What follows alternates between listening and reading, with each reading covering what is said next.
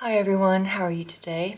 Well, I have recently finished reading The Tenant of Wildfell Hall, and after having completed that, I thought I would reread the rest of the Brontë novels, which I haven't read in a very long time. I may not reread all of them, but I knew I wanted to reread Villette, which I've not read since I was probably 13 or 14, so it left a huge impression on me at the time, but I have to admit I had forgotten a lot of details and just never got around to reading it again, even though I think at one point it had supplanted Jane Eyre among my favorite of Charlotte's novels. So what I'm going to be doing is going over the book in sections. There will be spoilers because I'm going from cover to cover here, and having read the book before, there will be some end spoilers, I think. Well, I'll try not to get too much into that. We'll see how veiled I can make my language. What's this about? So this was, I believe, Bronte's last novel.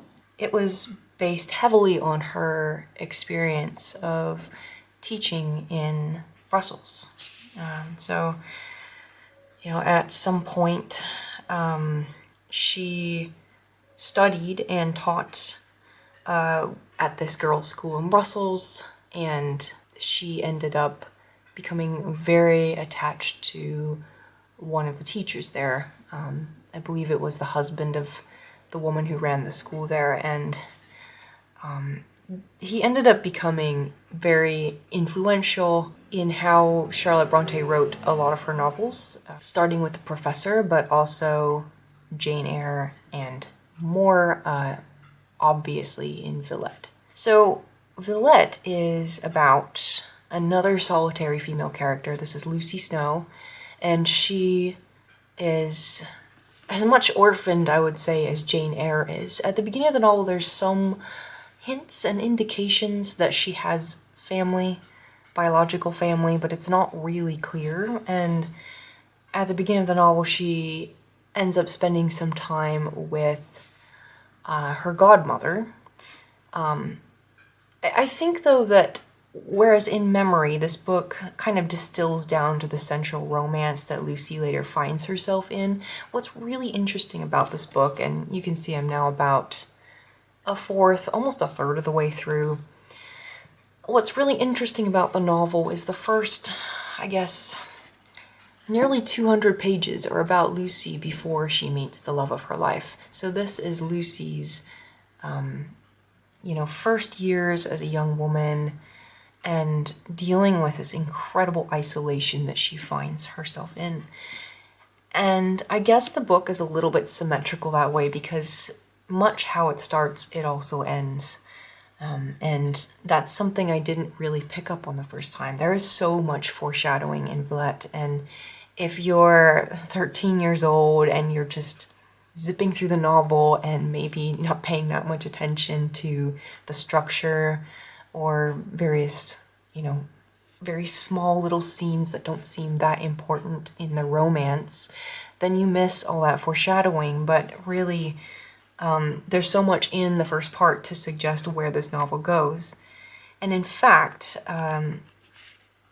after she parts ways with her godmother, which again isn't fully explained, there's a little bit of reference to changing circumstances for her godmother, Mrs. Breton, but it's all kind of vague, to be honest. And the first scenes, with her godmother are very disconnected at this point from the rest of the book. But once she's on her own again, it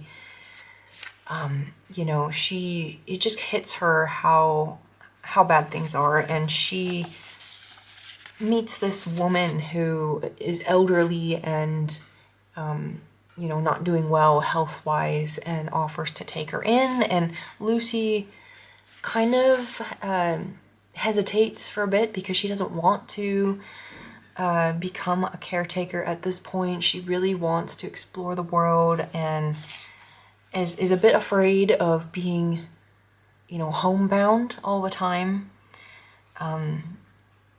And I think that that changes pretty quickly, because once she develops some rapport with this old lady, she decides to give it a go, and, you know, she does become her companion and carer.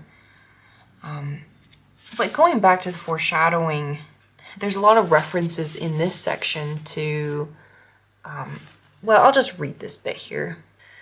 Because she's talking about these 8 years after leaving her godmother's house, and she's telling the reader to picture her idle, basking, plump and happy, stretched on a cushioned deck, as on the deck of a ship, warmed with constant sunshine, rocked by breezes indolently soft. And so she's saying, yeah, please, you know, we'll just skip over these 8 years. I'm not going to tell you the details of where I'm from or what happened or, you know, what tragedy befell me. But then she says, I must somehow have fallen overboard, or that there must have been a wreck at last. I too well remember a time, a long time, of cold, of danger, of contention. To this hour, when I have the nightmare, it repeats the rush and saltness of briny waves in my throat, and their icy pressure on my lungs. I even know there was a storm, and that not of 1 hour nor 1 day. And she goes on with this metaphor of a shipwreck, and this becomes very important later in the book. But again, I didn't realize it until rereading the novel, how important this is and what it means. And I think that, you know, some people have pointed out that Lucy Snowe is an unreliable narrator. Now, I have not really got to that part yet in this reread. I've not really noticed that. But what I do notice is her skillful omission and her desire as well to, you know, she's not forthcoming. She just, you know, alludes to things in very veiled ways. And I think, too, this kind of meshes with the format of this novel, which is not... You know, I think with Jane Eyre, if I remember correctly, I think Jane Eyre is written not too long after the ending of Jane Eyre, or like maybe... Oh, I could be wrong. It's been so long since I read it, but I got the sense that it wasn't written too long after the events. Whereas, you know, she says here, and this is chapter 5, that she's writing this as a very elderly lady with white hair. So that's an interesting detail. She takes us about 100 pages to tell us that this is when she's writing, but yeah, I just thought that was really interesting. And the way she reveals things to herself and to, I should say, to the reader and to other people is in this very gradual and you might even say reluctant way. So, you know, she's a caretaker for a while. I should mention, I guess I didn't really talk about her experience at her godmother's, but there's this little girl she meets named Polly, and, you know, it's kind of just a pretty uneventful domestic set of scenes, but yeah, she meets this character Polly, who will come back later. That's why that really does matter. And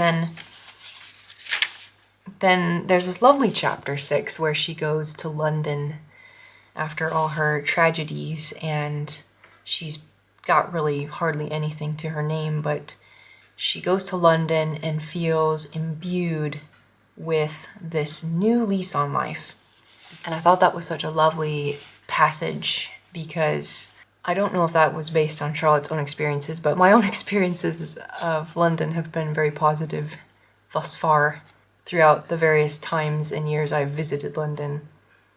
And I'm sure most of us can think of some big trip we took or event that we had when we were younger and which really kind of inspired us to take a chance. So she ends up taking a chance. She goes to Villette in this imaginary kingdom. I'll say imaginary. It's really Belgium under a different name.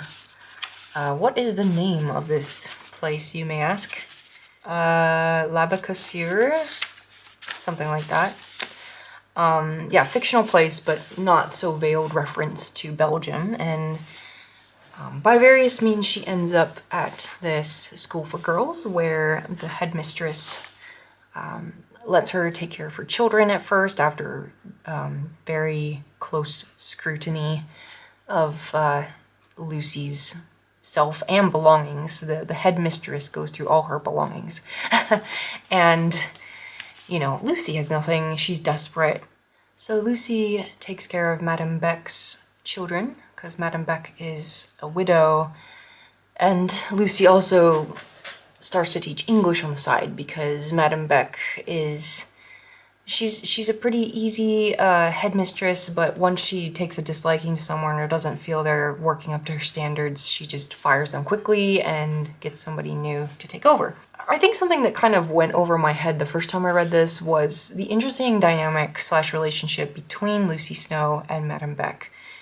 Because as it's revealed later in the book, Madame Beck becomes the primary antagonist in the novel. It kind of gives some troubling implications to Charlotte's relationship with the headmistress that she worked at the school she worked at, and who was married to the man Charlotte became enamored of. But that's for another story, another video.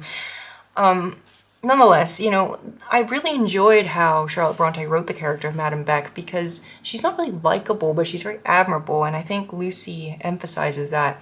You know, Lucy only agrees to work for her because she feels Madame Beck is sensible and that she has got her wits about her. She was a very great and a very capable woman. That school offered for her powers too limited a sphere. She ought to have swayed a nation. She should have been the leader of a turbulent legislative assembly. Nobody could have browbeaten her. None irritated her nerves, exhausted her patience, or overreached her astuteness. In her own single person, she could have comprised the duties of a first minister and a superintendent of police. Wise, firm, faithless, secret, crafty, passionless, watchful and inscrutable, acute and insensate, withal perfectly decorous. Decorous? What more could be desired? So I really enjoy how, you know, there's Lucy, right? Lucy's very independent and headstrong, and there's this interesting part at the beginning of the book where it talks about how English women, you know, travel abroad and are kind of free to do that, or there's just like this different, at least according to Brontë, this boldness about English women, but then you've also got this really bold and brilliant headmistress at the school, and even though she becomes an antagonist later, she's given her, you know, due respect in character painting, and you get to know both her strengths and her weaknesses, I should say, you know, her lack of scruples in some areas, and yet her precision and strength in others.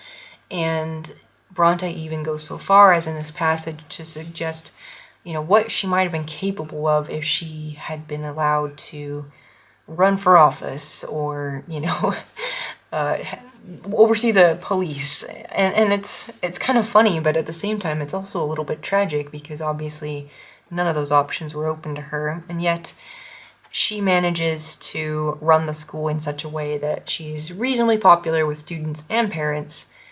And yet she kind of takes things out on the teachers a bit and kind of runs a tight ship.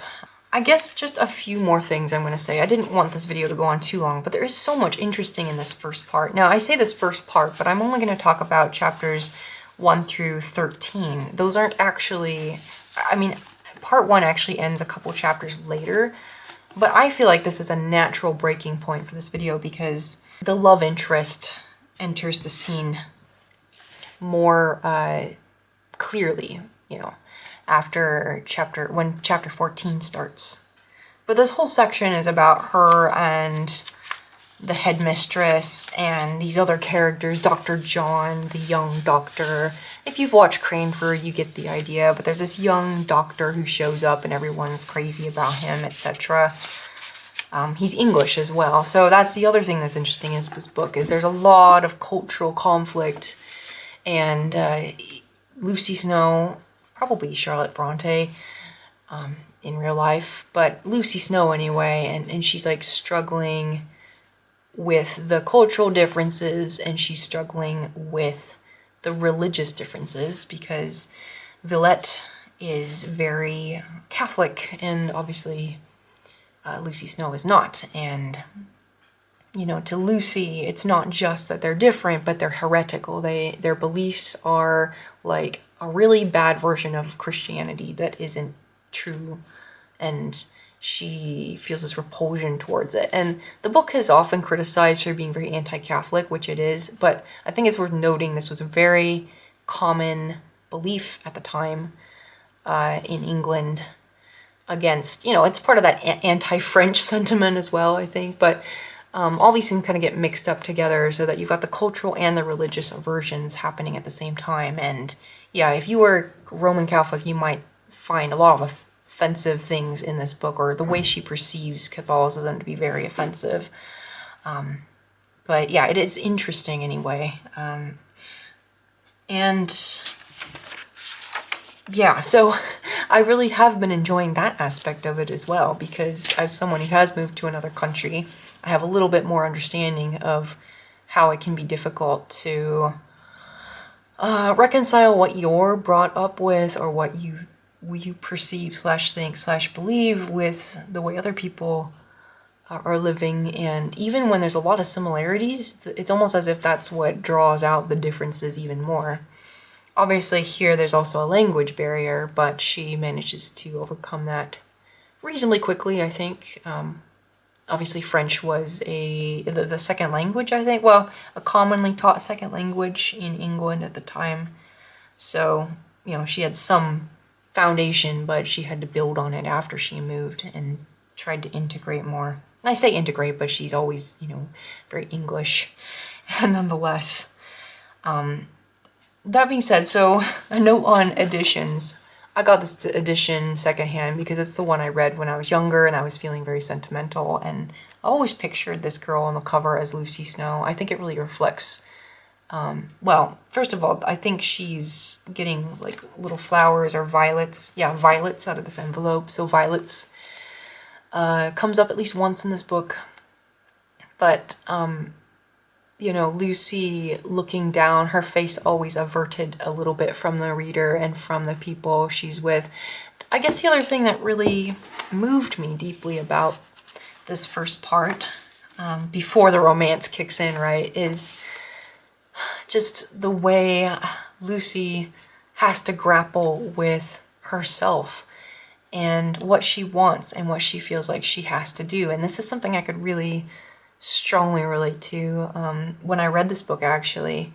And for the, I don't know, the next however many years after I read the book, I mean, honestly 10 plus years with a few interludes, but just experiencing such isolation as I felt at the time, such friendlessness and sometimes despair. I think Lucy actually does a really good job of embodying that feeling, but also this determination to be strong and to not show emotions and to sometimes avoid people because it's too difficult to deal with those emotions and those needs that are unmet.